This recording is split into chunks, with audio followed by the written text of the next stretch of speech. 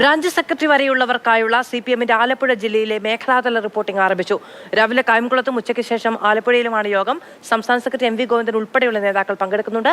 രഘുനാഥ് നാരായണൻ കൂടുതൽ വിവരങ്ങളുമായി ചേരുകയാണ്. ആലപ്പുഴയിൽ നിന്ന് രഘു, പാർട്ടിക്ക് ആഭ്യന്തരമായ ധാരാളം പ്രശ്നങ്ങളുള്ള, ഏറ്റവും അടുത്തു പോലും തെരഞ്ഞെടുപ്പിന്റെ സമയത്തും അതിന് ശേഷവും അടക്കം വലിയ പൊട്ടിത്തെറികൾ ഉണ്ടായിടത്താണ് തെരഞ്ഞെടുപ്പ് തോൽവിയെ സംബന്ധിച്ച് നമുക്കറിയാം. ആലപ്പുഴ CPMന് ഉണ്ടായിരുന്ന സീറ്റ് നഷ്ടപ്പെട്ടത് എങ്ങനെ എന്നതടക്കമുള്ള വിമർശനങ്ങൾ ആർക്കൊക്കെ എതിരെയായിരിക്കും?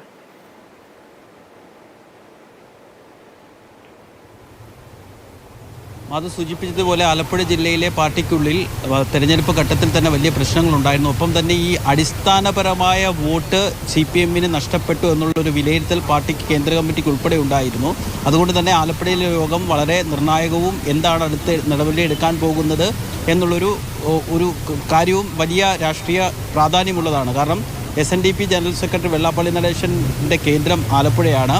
ഈ ശോഭാ സുരേന്ദ്രനൊക്കെ വോട്ട് വർദ്ധിച്ചത് കാരണം കഴിഞ്ഞ തവണ 1,90,000 വോട്ടായിരുന്നെങ്കിൽ ഇത്തവണ അത് 3,00,000 1 ലക്ഷം വോട്ടിൻ്റെ വലിയ വർധനമാണ് BJPക്ക് ഉണ്ടായത്. ഒപ്പം തന്നെ ഈ യോഗം നടക്കുന്ന കായംകുളം നിയമസഭാ മണ്ഡലത്തിലും ഒപ്പം തന്നെ തൊട്ടടുത്തുള്ള ഹരിപ്പാട് നിയമസഭാ മണ്ഡലം ഉൾപ്പെടെ BJP 2ാം സ്ഥാനത്തേക്ക് എത്തുകയും ചെയ്തു. അതുകൊണ്ട് ആലപ്പുഴ ജില്ലയിലെ BJPയുടെ വളർച്ചയ്ക്ക് അടിസ്ഥാനപരമായ കാരണം പാർട്ടിയുടെ വോട്ട് നഷ്ടപ്പെട്ടതാണെന്നുള്ളൊരു വിലയിരുത്തൽ CPMനുണ്ട്. അതിൻ്റെ അടിസ്ഥാനത്തിലുള്ള റിപ്പോർട്ടിംഗ് ആണ് നടന്നുകൊണ്ടിരിക്കുന്നത്. ഇപ്പോൾ ആ യോഗത്തിൽ സംസ്ഥാന സെക്രട്ടറി MV ഗോവിന്ദൻ മാഷ് സംസാരിച്ചുകൊണ്ടിരിക്കുകയാണ്.